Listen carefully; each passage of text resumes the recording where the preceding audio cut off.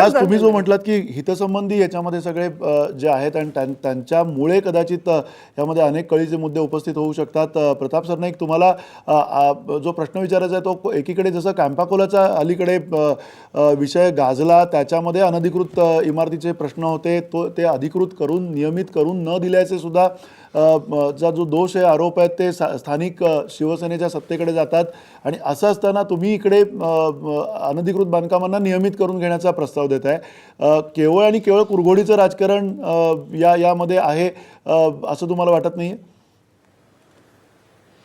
नाही, बिलकुल नाही मंदारजी. याचं कारण असं आहे की तुम्हाला असं म्हणजे मला सांगावं असं वाटतं की गेल्या 20 वर्षापूर्वी महाराष्ट्रामध्ये गृहनिर्माण धोरण होतं आणि त्या धोरणानुसार सर्वसामान्य गरिबांना मध्यमवर्गीयांना परवडणारी घरं म्हाडाच्या माध्यमातून, सिडकोच्या माध्यमातून किंवा राज्य शासनाच्या इतर संस्थांच्या माध्यमातून बनवून दिली जात होती आणि अतिशय माफक किमतीमध्ये ती घरं मिळत होती. त्यामुळे सर्वसामान्य माणूस, मध्यमवर्गीय माणूस हा अनधिकृत बांधकामाच्या आश्रयाला गेला नव्हता.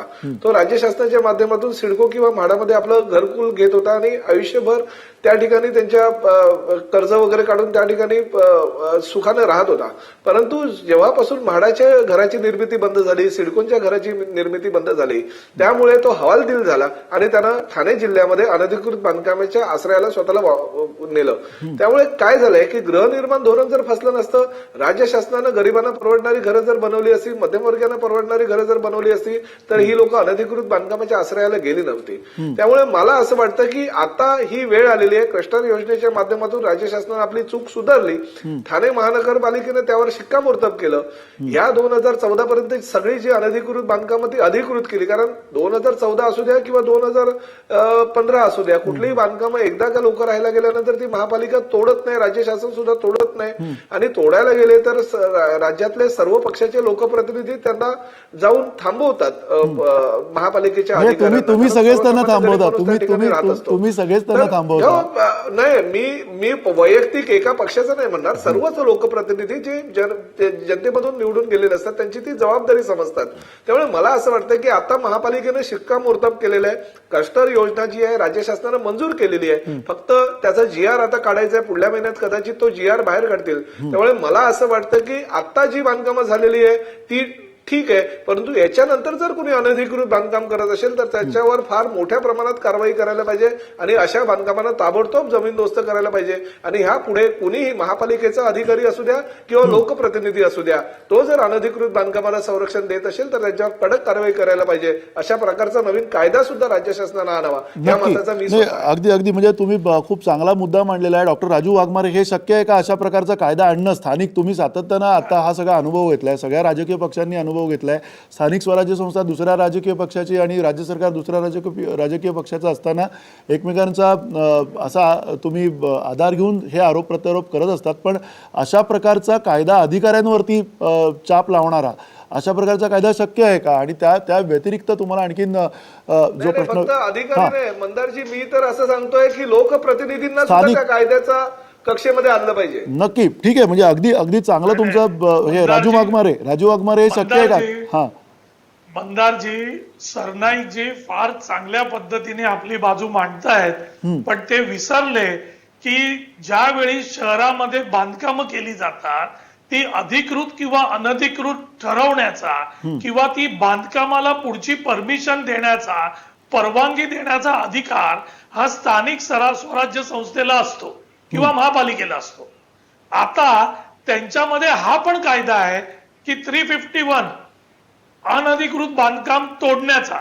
म्हणजे हा काय नवीन राज्य शासनाला हा कायदा करण्याची गरज नाही. त्याच्यात जमिनी कोणाच्या हाही मुद्दा येतो ना डॉक्टर राजू वाघमारे. त्याच्यामध्ये जमिनी, कुठल्या जमिनीवरही बांधकामं होत आहेत, कुणाच्या मालकीच्या जमिनीवरती बांधकाम आहेत, हा सुद्धा मुद्दा त्या वेळेला उपस्थित झालेला आहे. बघा, जमीन कोणाच्याही मालकीची असू द्या, पण ज्यावेळी तुम्ही त्याच्यावर अनधिकृत बांधकाम करता तेव्हा सगळे अधिकार हे स्थानिक स्वराज्य संस्थेकडे जातात. त्यांच्याकडे त्याचे कायदे आहेत, त्यांना तोडण्याचे कायदे आहेत, शिक्षा करण्याचे कायदे आहेत, त्यांना अटक करण्याचे कायदे आहेत. मग ठाणे महानगरपालिकेने ही जी अनधिकृत बांधकामं होती ती आज एवढी वर्ष का होऊ दिली? ठीक आहे, आज या अनधिकृत, बघा, आज या अनधिकृत बांधकामांना उद्या जर तुम्ही परवानगी देऊन क्लस्टर योजनेत केलं, पण क्लस्टर योजना होईपर्यंत उद्या या अनधिकृत बांधकामामधली कुठच्या एखाद्या इमारती पडल्या आणि जर त्यांना तुम्ही ऑलरेडी त्यांना परवानगी दिलेली आहे, अधिकृत केलेलं आहे, त्याची जबाबदारी कोण घेणार?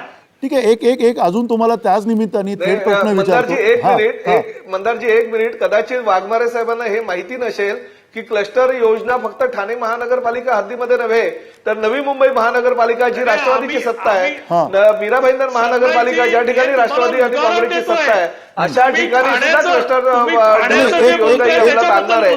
त्यामुळे फक्त ठाणे महानगरपालिका नाहीये, तुम्ही गैरसमज करून घेऊ ठीक नका. आहे, या दोन्ही बाकीच्या महानगरपालिका काय करतात ते आपण योजना राबवण्यात बघूया. येणार आहे. एक थेट प्रश्न डॉक्टर राजू वाघमारे, महानगरपालिका घेतोय. वाघमारे राजू वाघमारे, मी तुम्हाला थेट प्रश्न विचारतो. तुम्ही ठीक आहे, हा एक मुद्दा उपस्थित केला, तिथे अनधिकृत बांधकामं जी आहेत तिथल्या स्थानिक स्वराज्य संस्थांच्या पक्षाच्या आशीर्वादाने असतील किंवा स्थानिक तिथल्या वॉर्ड ऑफिसरच्या आशीर्वादाने असतील, पण त्याबरोबरीनं येणाऱ्या काळामध्ये तुम्ही आघाडी सरकार म्हणून याची ग्वाही देऊ शकाल का की ज्या झोपडपट्टींचा प्रश्न आहे तोही पुन्हा आता काही ज्या 95 पर्यंतच्या झोपडपट्ट्या नियमित केल्या, तर 2000 पर्यंतच्या सुद्धा झोपडपट्ट्या नियमित होणार नाहीत किंवा नियमित केल्याची घोषणा येणाऱ्या काळात केली जाईल? नाही, 2000 पर्यंतच्या ज्या झोपड्या आहेत मंदारजी, हा. त्याच्या संदर्भात निर्णय झालेला आहे आणि 2000 पर्यंतच्या झोपड्या ज्या मुंबई शहरातल्या आणि इतर ठिकाणच्या आहेत त्याला राज्य शासनाने परवानगी दिलेली आहे डेव्हलपमेंटसाठी. तसंच त्याप्रमाणे सामान्य माणूस जो जी झोपडी विकत घेतो त्या स्ट्रक्चरलाही परमिशन दिलेली आहे की 2000 पर्यंतचं जे स्ट्रक्चर आहे ते तो माणूस ट्रान्सफर करू शकतो. म्हणजे एखाद्या गरीब माणसाने एखादी झोपडी 2 लाख 5 लाख रुपयात विकत घेतली असेल आणि तो जर ती सोडून जात असेल तर त्याला ती सोडून जाता येत नव्हती किंवा विकता येत नव्हती. आज स्ट्रक्चरला परमिशन दिल्यामुळे जर एखादा नवीन माणूस तिकडे येऊन राहिला तर ती जर 2000च्या अगोदरची असेल तर त्या स्ट्रक्चरला परमिशन दिलेली आहे. त्याच्यामुळे तो कायदा आघाडी सरकारने नाही, केलेला आहे. म्हणजे पुन्हा एकदा हेच आहे ना की जे आधी अनियमितता करा मग नियमित करून घेण्याचं धोरण, म्हणजे हे सातत्यानं तुम्ही मतांची पेढी समोर ठेवूनच करताय सगळं? नाही, मतांची पिढी समोर ठेवून नाही आहे. ह्या ज्या झोपडपट्ट्या आहेत या वेगवेगळ्या प्रायव्हेट तशा गव्हर्नमेंटच्या जागा, बीएमसीच्या जागा, या सगळीकडे या झोपडपट्ट्या झालेल्या आहेत. जसं आपण असं करायला पाहिजे की एकदा एक डेडलाईन टाकून त्याच्यानंतर या शहरामध्ये झोपड्या होणार नाहीत याची काळजी जोपर्यंत आपण घेत नाही तोपर्यंत अशा पद्धतीचं धोरण सरकार म्हणून, मग ते आमचं सरकार असू द्या किंवा उद्या शिवसेना बीजेपीचं सरकार आलं तर त्यांचं सरकार असू पण द्या, असं धोरण करायला सामान्य आडवत लोकांसाठी कोणीच या कोणाला गोष्टी नाहीये. करायलाच लागणार.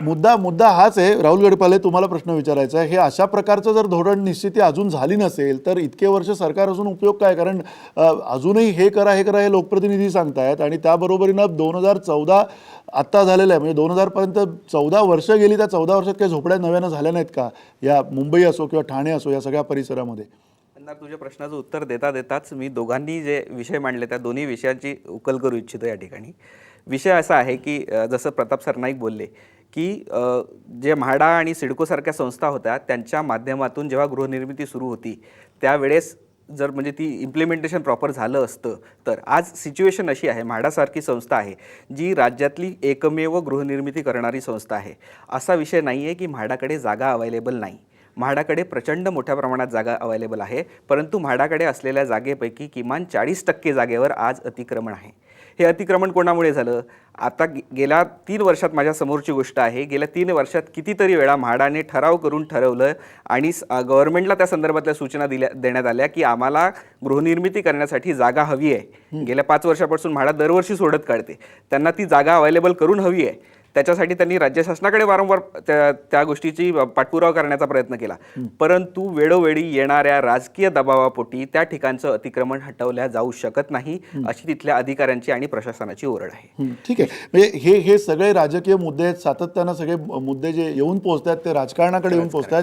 याबरोबरीनं आणखीन एक महत्त्वाचा मुद्दा राजू वाघमारे तुम्हाला विचारायचा आहे की जो MMRDAचा बृहन्मुंबईचा जो विभाग आहे, MMRDAच्या अंतर्गत अगदी कल्याण परिसर असेल किंवा अगदी विरारपर्यंतचा परिसर असेल, या सगळ्या परिसरासाठी जी एकात्मिक कामं व्हायला पाहिजे होती, आता 4500 कोटी रुपये मध्ये अनेक नवीन कामाची घोषणा करण्यात आलेली आहे. तुम्हाला असं वाटत नाही का MMRDAच्या माध्यमातून अधिक चांगलं गेल्या 15 वर्षात भरीव असं बृहन्मुंबईच्या पुढच्या पट्ट्यावरती काम करता येऊ शकत होतं आणि ते काम झालेलं नाहीये? नाही मंदारजी, कसं आहे, MMRDच्या पट्ट्यामधून किंवा MMRDच्या पूर्ण आधिपत्याखाली मुंबई शहर आणि तसंच मुंबई उपनगरांमध्ये चांगल्या पद्धतीची कामं झालेली आहेत. गेल्या 15 वर्षात आज मुंबईचा जो विकास तुम्ही जर बघाल तर या सगळ्या गोष्टीमध्ये MMRDचा हात आहे.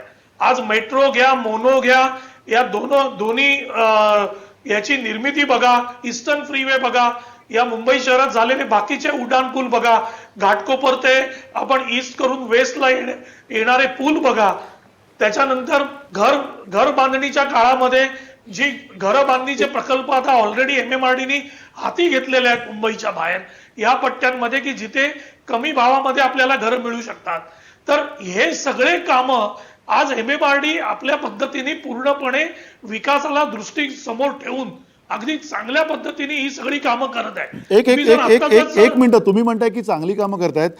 सुलक्षणा महाजन आपल्यासोबत आहेत. सुलक्षणा महाजन, तुम्ही मुंबई पुरता MMRDला किती मार्क द्याल 10 पैकी? कारण जी कामं झालेत, जी नावं आत्ता घेतली राजू वाघमारे, एक तर खूप उशिराने ही कामं पूर्ण होत आहेत आणि अगदी निवडणुकीच्या तोंडावरती पूर्ण होत आहेत. दुसरं म्हणजे या सगळ्या कामांमध्ये अनेक जे मोठे प्रकल्प आहेत त्यातले त्या प्रकल्पांमधले अनेक फेजेस जे आहेत अजून अपूर्ण आहेत.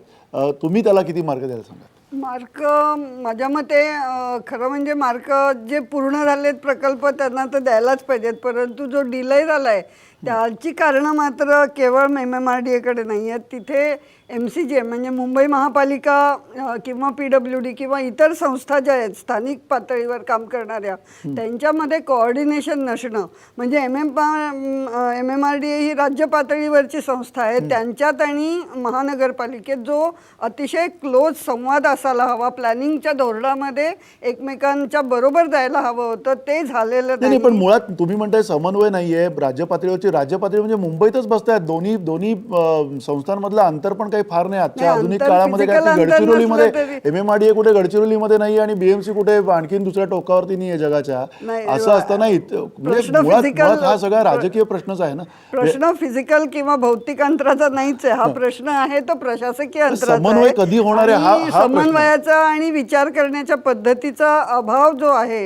एक म्हणजे MMRDAची खरं म्हणजे मुंबईमध्ये एंट्री घेण्याची गरजच नाही, कारण सर्व अधिकार मुंबईचे हे मुंबई प्रशासनाकडे आणि महापालिकेकडे असताना एक ब्रिमस्टोवॅड सारखा प्रकल्प अनेक वर्ष राबवून अनेक पट वाढवून त्यांना पूर्ण करता आला नाही. महापालिकेची तांत्रिक क्षमता अतिशय क्षीण आहे. ही गोष्ट जाणून घेतल्यानंतर मग ती जबाबदारी MMRDAकडे देण्यात आली.